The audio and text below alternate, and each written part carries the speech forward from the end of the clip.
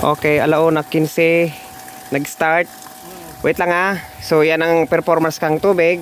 Okay, good. Ilingo ko ang voltage kang ano, MPPT, yung inverter. So ang voltage 232.7 volts. Okay. Ayan tabi. 232.7 volts.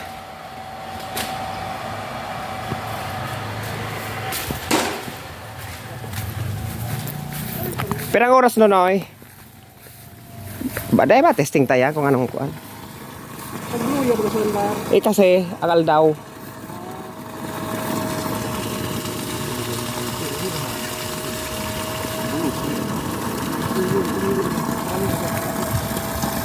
Alauna 15.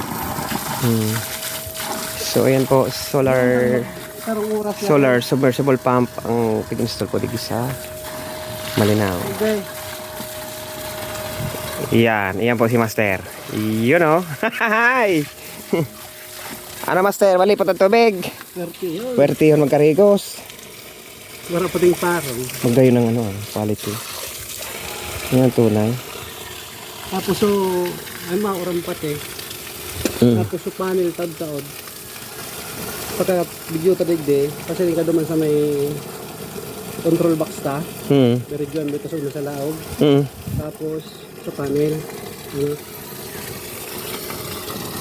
Dahil mo na sa tubig. So inan din niya. Okay. Water level kan tubig. Water level ng tubig, okay? Oh, ilang minutes ba yon?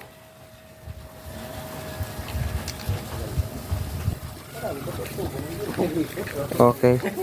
So, mga 15 minutos. Wala, sa oras.